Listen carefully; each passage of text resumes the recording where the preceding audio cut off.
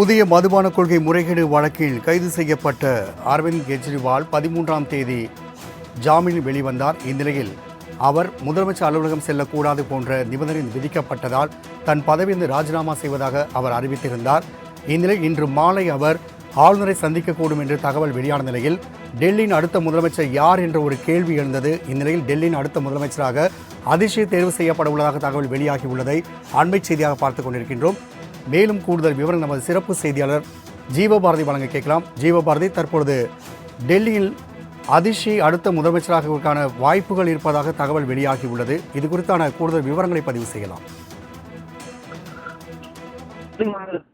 முதலமைச்சராக அதிஷி தற்போது தேர்வு செய்யப்பட்டிருப்பதாக தேசிய அளவிலான செய்தி நிறுவனங்கள் செய்திகள் வெளியிட்டு வராங்க.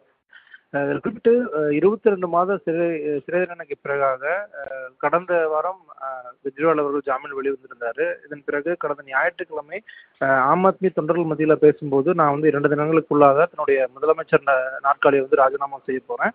மீண்டும் மக்கள் எனக்கு ஒரு நேர்மையான ஒரு நம்பிக்கை கொடுத்து என்ன மீண்டும் ஆட்சியில் அமர வச்சா மட்டும்தான் அந்த முதலமைச்சர் நாற்காலியில் அமர்வேன் அப்படிங்கிற அந்த விஷயத்தை குறிப்பிட்டிருந்தாரு. அடுத்ததாக யார் அந்த முதலமைச்சர் நாற்காலியில அமர வைக்கப்பட போறாங்க அப்படிங்கிற மிக முக்கியமான கேள்விகள்லாம் இருந்துச்சு. அதுல பல்வேறு நபர்களுடைய பெயரானது பரிசீலனை இருக்கிறதா குறிப்பிடப்பட்டிருந்துச்சு. இதனிடையில 2 தினங்களாக நடைபெற்று வந்த ஆம் ஆத்மி கட்சியினுடைய அந்த உயர்நிலை கூட்டத்துல இறுதியாக அதிஷியை தற்போது அந்த முதலமைச்சர் நாற்காலியில் அமர வைக்கலாம் அப்படிங்கிற அந்த முடிவானது எடுக்கப்பட்டிருக்கு. அதிஷி குறிப்பிட்டு முதலமைச்சராக இருந்த அரவிந்த் கெஜ்ரிவால் மற்றும் துணை முதலமைச்சராக இருந்த மணிஷ் சிசோடியா இருவரும் சிறையில் இருந்த காலகட்டங்களில் ஆட்சியை சிறப்பான முறையில் நடத்திட்டு வந்தார் அப்படிங்கிறத நம்ம குறிப்பிட்டு சொல்ல வேண்டியதா இருக்கு. அமைச்சரவையில் இருக்கக்கூடிய அதிஷி அவர்களுக்கு கீழே கிட்டத்தட்ட கல்வி, PWD, finance, power, revenue, services, vigilance, water, public relations உள்ளிட்ட துறைகள் அவர் கண்காணிச்சுட்டு வந்தாங்க. கடந்த 2024-25 டெல்லி பட்ஜெட் அவங்க தான் தாக்கல் பண்ணியிருந்தாங்க. ஆகஸ்ட் 15ஆம் தேதி அந்த சுதந்திர தின இதுல கொடியேற்றுறதுக்கு அதிஷியோடைய பெயரைத்தான் அரவிந்த் கெஜ்ரிவால் சொல்லியிருந்தாரு. ஆனா ஆளுநர் அவர்கள் அந்த ஒரு கொடியேற்ற நிகழ்வுக்கு வேறொரு நபரை சொல்லி அது மிகப்பெரிய ஒரு சர்ச்சையா வெடிச்சிருந்துச்சு. அதிஷி குறிப்பிட்ட 2015 அந்த காலகட்டங்கள்ல ஆம் ஆத்மி கட்சியினுடைய அந்த கொள்கைகளை வகுக்கக்கூடிய மிக முக்கியமான நபர்களா இருந்தாங்க. அந்த காலகட்டத்திலிருந்து தொடர்ச்சியா பயணிச்சுட்டு வராங்க. அதே போல 2019ஆம் ஆண்டு மக்களவைத் தேர்தலில் போட்டியிட்டு தோல்வி அடைஞ்சிருந்தாங்க. கௌதம் கம்பீர் எதிர்த்து போட்டிட்டு இருந்தாங்க. கௌதம் கம்பீர் அந்த காலகட்டங்களில் வெற்றி பெற்றிருந்தாரு.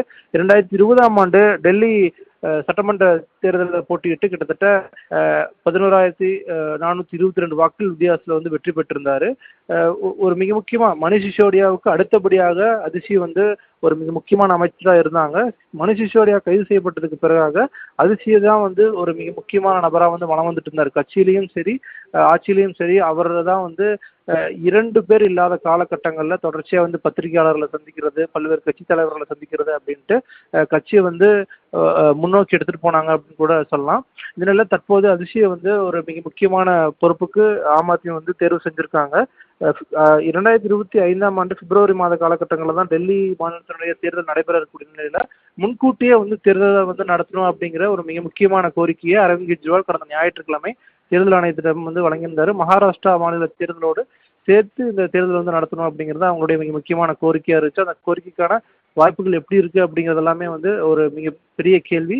இருந்தாலும் கூட காங்கிரஸ் ஆட்சி காலகட்டங்களில் 15 ஆண்டுகளாக ஷீலா தீட்சித் தான் டெல்லி மாநிலத்துடைய முதலமைச்சராக இருந்தாங்க. அதன் பிறகு தற்போது ஒரு பெண் நபரை டெல்லி மாநிலத்தினுடைய முதலமைச்சராக தற்போது ஆம் ஆத்மி தேர்வு செஞ்சிருக்காங்க.